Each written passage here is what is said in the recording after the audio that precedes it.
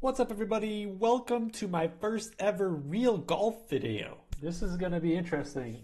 We played a round at the Cowboys Golf Club this morning. I bought this like $20 tripod and I said, you know what? What the hell? Let's just record a round of golf and let's see what happens. I've seen a bunch of people do this online. Obviously, YouTube has a bunch of like the Golfaholics, probably one of the ones of my favorites. But there's a couple of guys that kind of do like golf, I guess, golf vlogs, course vlogs. Where they just record themselves play. They have like some inputs and I found it fun to watch. So I was like, you know what the hell? Let's try it out. So here's my attempt at one. I got to start somewhere. So I try to do as well as I can with the camera work. There's certain videos that are like a little further, depending on the angles, depending on where they could put my tripod down. So I try to add as many visual elements, like give you guys yardages, how far the shots were. I'll probably speak to most of the yardages as well, so make sure you listen with sound. And yeah, if you guys enjoy this, obviously let me know. If I'll try and do more. This is the front nine. I'll upload the back nine later or tomorrow whenever I get time to edit it. So far, that's been the most annoying part, is really editing this stuff. But playing obviously is a lot of fun. Recording wasn't too annoying, although moving the camera around. But I basically had the golf course to myself because I played at the crack of dawn.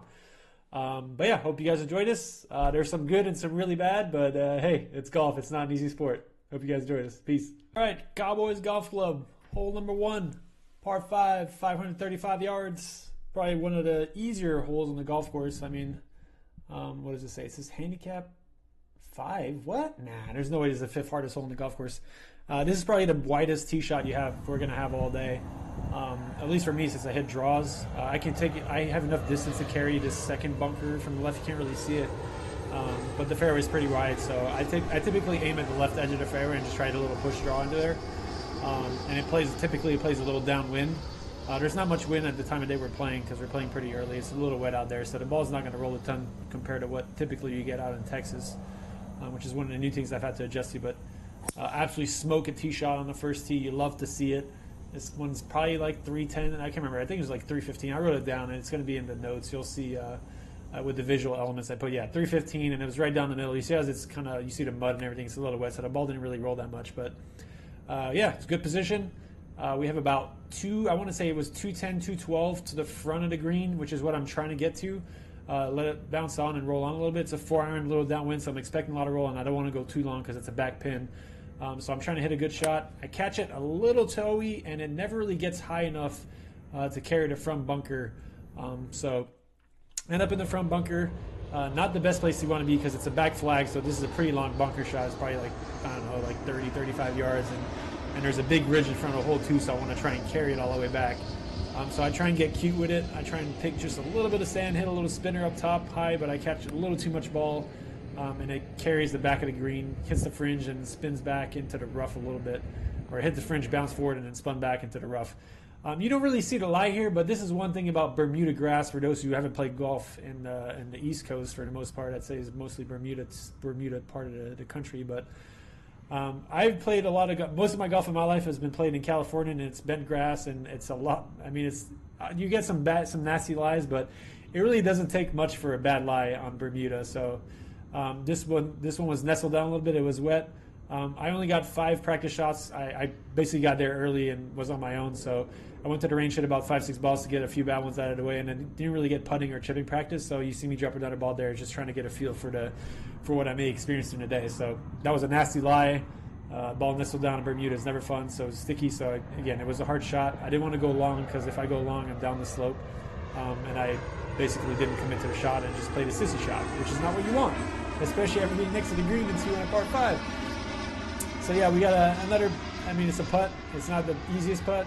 I'm off the green a little bit. I'm gonna try and give it a little read, feel it out a little bit, see what I got. It's a little uphill. Again, I'm not committed to going. I'm not really putting to make this. Like ideally, I get barely to the hole and I have a chance to go in. But again, this is not a putt where you want to go long, because if I smash this 4 or 5 feet by, then it has a chance to go all the way down the hill, and we don't want that. So a little too passive again on the shot. Not really committed.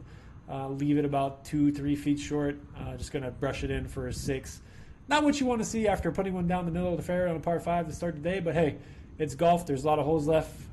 Just got to look forward to it and try and make the best of the next shot. So second hole is a short par 4. As you can see, the tee shot plays severely downhill. It's about, I want to say it adds at least 10, 15, 20 yards of carry, and this was again playing a little downwind. The last thing you want to do is miss left. You can't really see, like, you don't really have a good angle of camera here because I would have put my tripod really, really high to get the height, and the tee box didn't really allow me to do that. So you're just going to be able to see me hit it onto oblivion. But I got a 5-iron in my hands.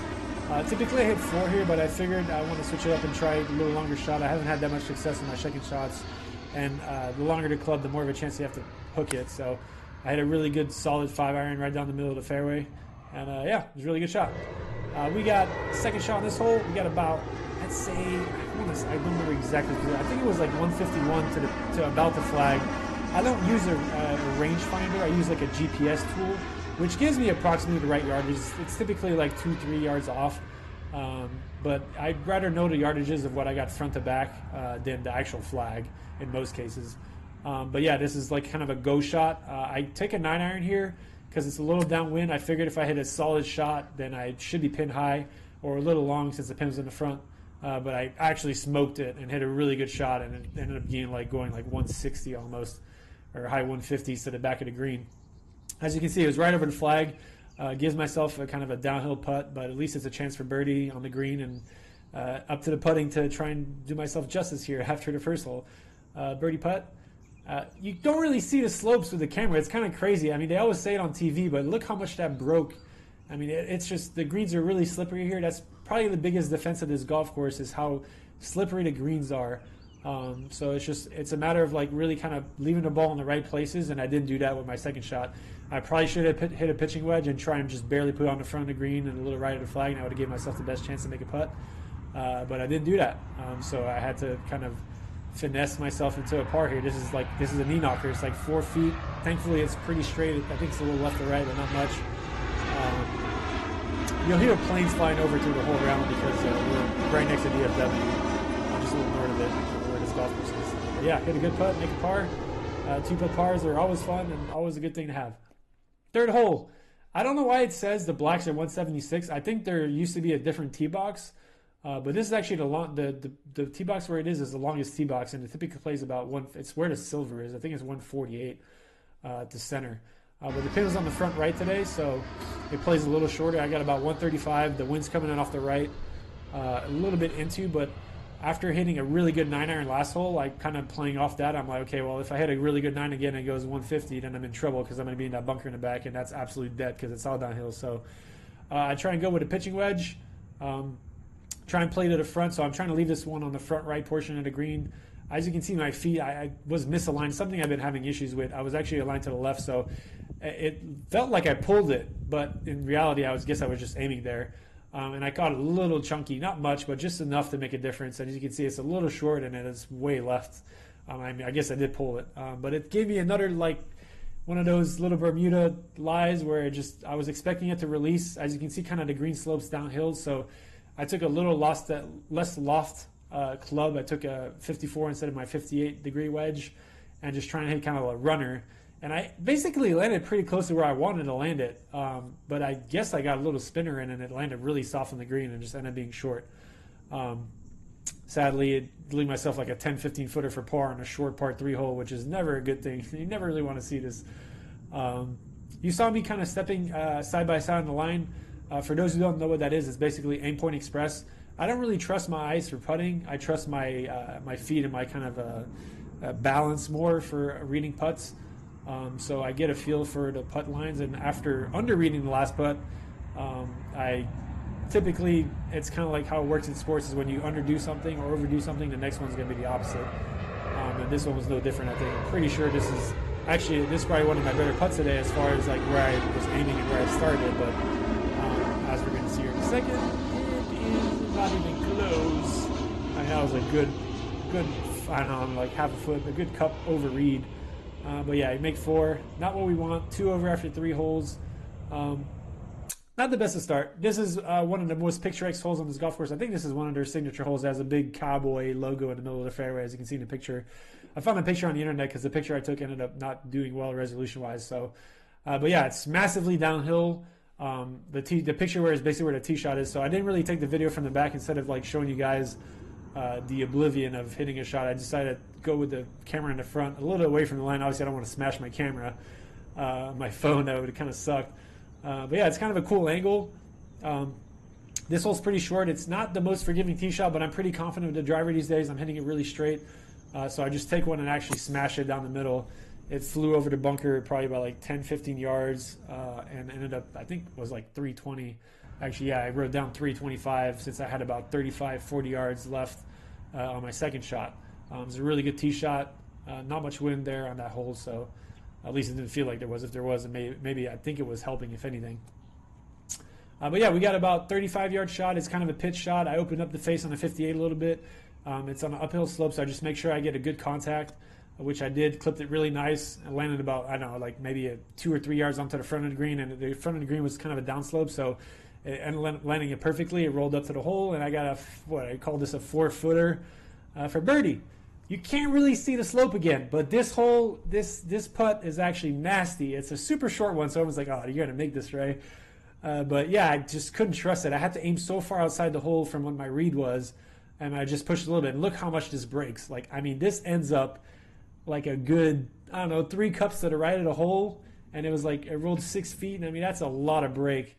And yeah, I mean, I felt like I read it right, but I just didn't commit to the line and pushed it. Like, I didn't really putt my line. I just kind of shoved it off the face to try and put it towards the hole, and that's never a good thing for those who are trying to play golf at a high level. And now we move forward to the hardest hole on the golf course. This plays slightly into the wind. In the afternoon, this plays massively into the wind, and it's about 520 yards, 530 yards of the wind. It's a long par 4. Thankfully, there's not much wind today, so it's playing more close to the yard. I'd say maybe like 490, but it's 480 yards, and this is definitely a hole where you need a good drive on. There's more room to the right than to the left, so typically I aim for the right side of the fairway and try to hit a slight draw. I actually smoked this shot, but it just never drew back. If anything, it might have faded an inch, and it landed right at the cart pad and kicked to the right, and you can see like it took a big bounce and rolled all the way down the slope into the long grass. Thankfully, I found my ball, which is nice. Taking a drop for double is not fun, or taking a drop with a 2-stroke penalty is not fun, so I get to take a shot. And I basically hit it in the one place where you did want to hit it. I've been being really dumb with these shots lately, and these punch outs, trying to play aggressive and bite too much off than I can chew, and I end up putting in the bunker, which leaves me like a 60-yard shot. 65-yard shot from a bunker, which is really hard, like hitting pitches from bunkers. Thankfully, I have a decent lie, and I hit a shot that I thought was really good, but I actually caught a little too much of the ball. Ended up going a little long past the green, and now we're in trouble again. We have you can't really see it, but it's a downhill left to righter, and I'm on the fringe, and I don't feel confident chipping this because the front part of the green is kind of like a little uphill, and then it bubbles down to downhill, so chipping it would have been really difficult to land the right spot. So I push the putt again. My putting stroke is shit. You can see it. The putt is exiting to the right. I definitely got to fix that. Shove it to the right, offline, and it goes. It's a downhill putt. The speed wasn't terrible, but just because the line was so far off, ended up being kind of a hard shot coming back. I think I had this is like a 5.5 footer. At least thankfully it's kind of straight up the hill, so I just got to put a good stroke on it to make my 5. The last thing you want to do, I think, for everyone who's trying to improve their handicaps, really the biggest difference between good players and bad players is their ability to salvage scores off bad holes. So like I was a bad tee shot, it was a bad second shot, it was an okay third shot, it was a really bad fourth shot, but I'm gonna hit a really good 5th putt, which, and you think of this as like a bogey, but bogeys are way better than doubles. I mean, like let's say for whatever reason I would birdie the next hole, then that's like that. Basically, this hole where I played pretty bad is basically nullified. I got away with a few shots and then ended up making 5. So again, it's not terrible, but we're 3 over after 5 holes, which is not a great start. We kind of try and buckle down. This is a par 3 that plays a little downwind. Sadly, it's like a little clicker that came with my tripod to press the start button on the phone, but it didn't work on this hole, so you didn't get to see the tee shot or the angle of the hole. Hopefully next time I do this on this golf course, I'll get it next time, but it's a pretty hole. I hit a really good tee shot, and I mean, that is, look at where the putter's going after I hit the shot. That is awful. Oh, man, I need a putting green. That's what I need. I'm not going to spend money on a new putter. I'm going to spend money on a putting green, and then if it doesn't work, then I'll spend money on a new putter. Throw money at the problem is typically the prototypical golf move. But yeah, it's a par. I mean, it's a green regulation. Hit a good tee shot. Just, again, the putting was just not on today. But good golfers that can manage good scores typically don't have all parts of their game being really bad in a day. So my tee game was actually as good as it's been lately today. So I'd say this is the second hardest hole for me, or third hardest hole on this golf course, for the simple reason that I don't really hit cuts. You can kind of see the tee shot the way it lines up. It's dog leg to the right, and you cannot miss to the right. And then missing left of the car pad in that bunker you see up ahead is not good either, because everything slopes to the left. But I hit a really good tee shot. I mean, actually, it probably, excuse me, I think it cut maybe a yard or two, which was basically ideal. So like I have never reached that bunker, but I got pretty close this time. It was like 295, I think, off the tee, which is really good, a good shot. Again, the ground's pretty soft, so maybe if the ground was harder, I could have actually reached the bunker there, which is something I have to keep in mind next time I play this hole. But I got 185 back. It feels like the wind's coming off the right. If anything, it might be helping a little bit. And the pin's in the way back. I did not want to go long, so I choked down on the 7-iron, and I ended up thinning it, which I lost about 5-10 yards, which you can see now I'm 35 feet away. I kind of rushed this putt a little bit. I didn't really line it up. I kind of just played quick, because this is the first time I got met with a group. There's a foursome in front of me, so as you can see here, I just don't even go to pick up. I just basically pick up my ball, go to the next hole. I took a very friendly gimme after the way I've been putting, but it was a 5-footer. It's pretty much straight up the hill, so I just wanted to make sure I got ahead of the group in front of me, because waiting on a foursome when you're playing alone is not ideal. Par 5, one of my favorite holes on this golf course, number 8. It's a little dogleg left. It's about 330 to the water, 320 to the water, so I never actually reached the water. I'm sure if I pushed one enough and got a big bounce, it technically could roll into it, but I'm not really worried about today with how soft the ground is. So I'm trying to play a pretty aggressive line. I mean, I'm 3 over after 8. I'm driving the ball really well, so I'm going to try and chew a little more often than I typically would here. And I kind of aim for the edge of the trees and try and smoke one around the corner, which I kind of do a little bit. I think it may have clipped the edge of the tree on the right, but it basically didn't change anything, and it rolled a little bit after it landed. I missed the fairway a little left. As you can see, I'm like kind of in a patchy rough section. The ball's a little above my feet, but still I got about, I think it's 230 back, so it's about 215, 210 to carry the front. It plays a little bit into the wind, so I got a 3-iron in my hands here, and I'm going to try and smash one in front of the first bunker, try and carry the first bunker. But as the sound of it, you can hear I catch it a little flubby, little toey ball again, kind of like on the first hole. It just never really gets up in the air. Thankfully, it carried to the bunker that's closest. There's a few bunkers there in the front, but it carries to the one that's closest to the hole. It leaves me a relatively makeable up and down. The pin's in the bag, but it's not as far as the first hole. So my bunker game's typically pretty good. Make a really good thumping sound here, and it was actually really sexy. You can't see the ball. I wish I actually had the camera on the ball, but it basically takes 2 hops and just dies. And it's basically, I don't know, like maybe 3 or 4 feet behind the hole.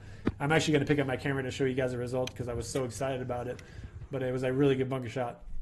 So again, we are met with a 3.5, 4-footer for birdie. It's another downhiller, and it breaks from left to right, and it's just, again, the putting has been crap today, and all my misses have been right so far. So yeah, take a guess at what happens here.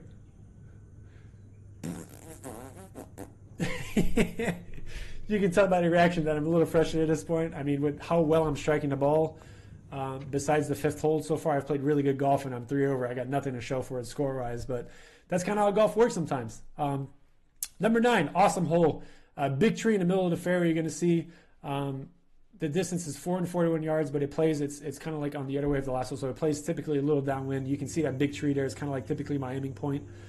There's a little room to the right, and there's a lot of room to the left, so this is a hole where I just kind of wail on one, especially with how frustrated I am with the putting. I'm pretty sure I lose my balance a little bit after this one, because I just absolutely just put everything I got into this one just to smash it and get away with it. So it's like 400, like we said, 440 to the green. I'm pretty sure I smacked this one a good 320, 330. You're going to hear it by the sound. Oh, that was nutty. Yeah, it was pretty good bounce there. It was a really good shot. It carries a tree. It actually misses a divot by like a smidge. I tried to zoom in a little bit because I had the camera pretty far on top of the cart on this one to give you guys a better view. I don't know if the quality's gonna be better or not, but you can see there's like a patch of grass missing next to the ball, but my ball is actually pretty clean, sitting nicely. So I got a 58-degree wedge. I got about a 98-yard shot to the pin. It's right in the middle. It doesn't look like I want to miss right, so I aimed a little left of the flag. I actually pulled it at just a smidge as well, but at perfect distance, pin high.